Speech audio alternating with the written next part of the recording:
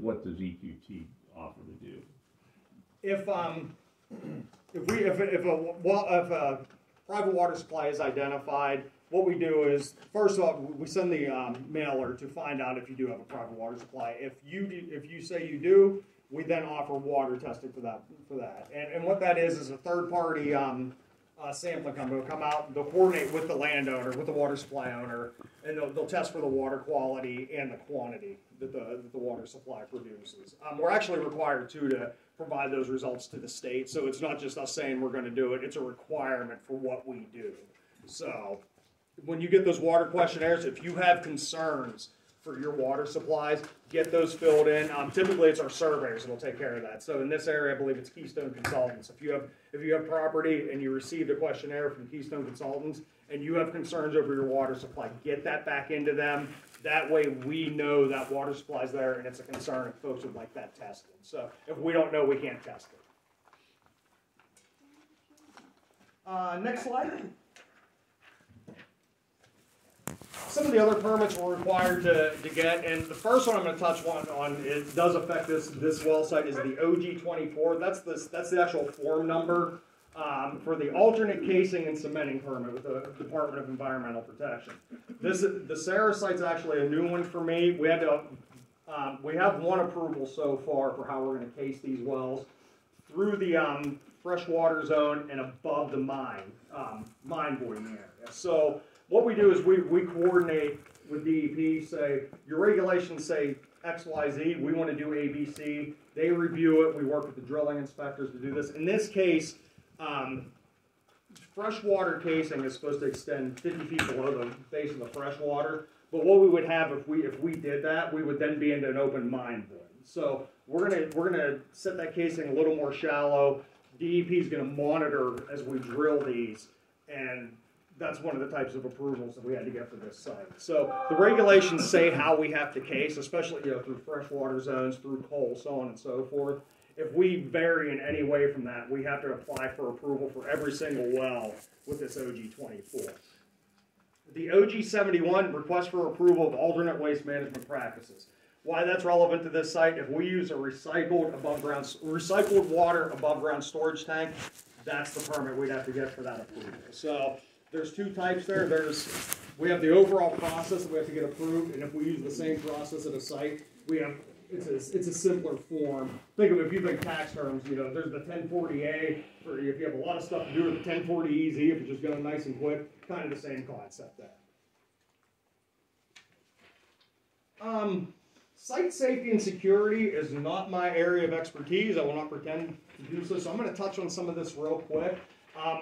The important thing there, especially for the township folks, is Scott Held. Yeah, if I could, Scott Held from the company has given detailed presentations on this to the board in the past.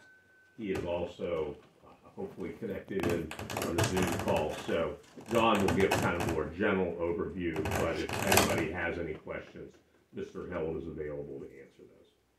Could you back up for 1 second on the testing of the water supply? Sure. Or can we hit that at the end? I just don't want to forget. I'm afraid I'll forget. Okay.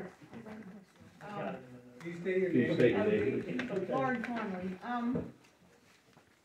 You said you're going to test the water. Would that be prior to drilling, or is it periodic testing? How often do you test the water? I mean, if you go and test it once and say yes, it's good, then a year down the road they could be having, Right, and how this will work is basically we want to get out ahead of that testing as early as we can. Okay, so we don't want to do exactly what you said, just test once and we're done.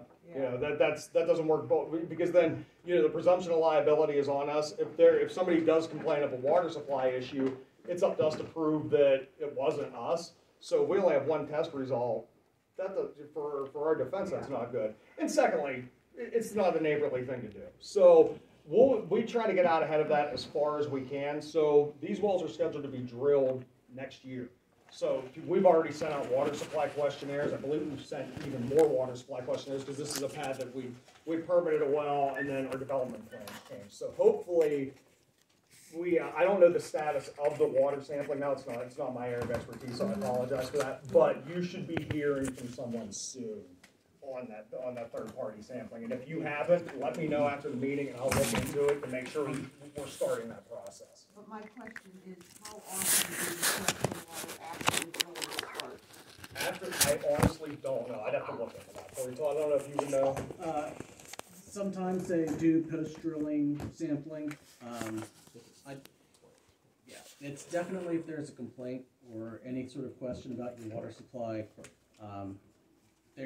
you'll have information on how to get in contact with us specifically to make water, to discuss terms of your water supply, or contacting the DEP, and then they would let us know that your water supply needs to be tested. So But you don't do periodic testing on people, on those wells or? No. Yeah, there would have to be a complaint. Never be answered. I read all yours. Yeah. Every one of them. Correct. And Ms. Gagnon. And I not, brought the and, complaints. and not you. And they never answered them. No. The next slide yeah. talks about some of the site safety and security. No. Per the ordinance requirements, this site will be fenced. There will be a guard booth on location during active operations, which is drilling, or top set, horizontal drilling, hydraulic fracturing. When the guard isn't on site, the site will be gated and locked. And the I'm confusing myself with my own notes. So I'm just going to go to the next slide. Two contractor security firms, LPS and RHS, are used for security at our locations. During active operations, security is on site 24/7. They'll be posted at the entrance and at the entrance to the well site, and they limit access to only essential personnel. There is a sign-in, sign-out process for our well sites, so security will track that. The well sites are very well marked for no unauthorized entrance. And there's an entrance sign outside at the access road that meets PA Act 9 requirements that shows the operator name, which would be EQT Production Company, the site name, in this case it's the Sarah Well site, the 911 address, which was given earlier, I can't remember it off the top of my head. The municipality, so Union Township County is Washington, the coordinates of the well site, and our 24-hour emergency contact number. During active operations, the site is monitored by a service company manager and an on-site representative, so that is a EQT person on the well site monitoring activities. Operations on site are monitored electronically by all personnel, and the operations can be monitored remotely by specialists at EQT Plaza who work 24/7. So there's folks that are sitting at monitors watching what's going on at our well sites.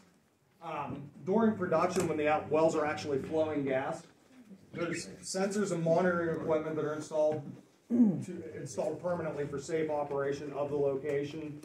They monitor for pressure, flow rates, things of that nature. So if there's a drop in the pressure, we know there's an issue. If there's an increase in pressure, we know there's an issue. So we can shut the wells in remotely if we need to and determine the problem. And all locations, production lines, so on and so forth, are monitored 24/7 by our gas control center.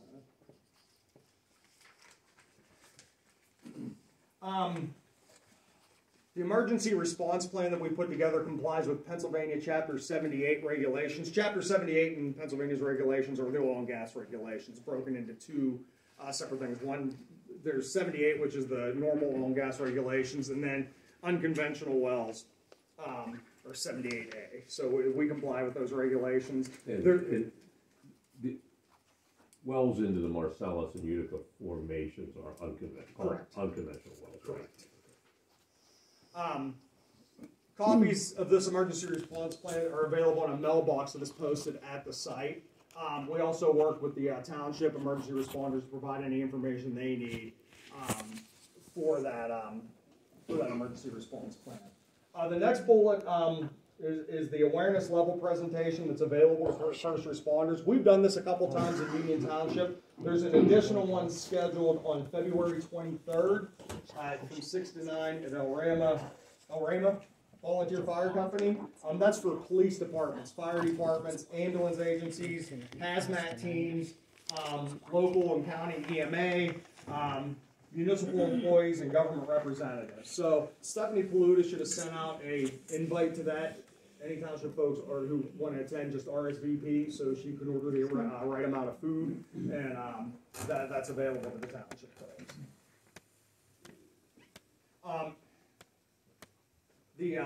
Any emergency should be routed through the emergency 24-hour emergency dispatch center for EQT, and that number is on the emergency response plans.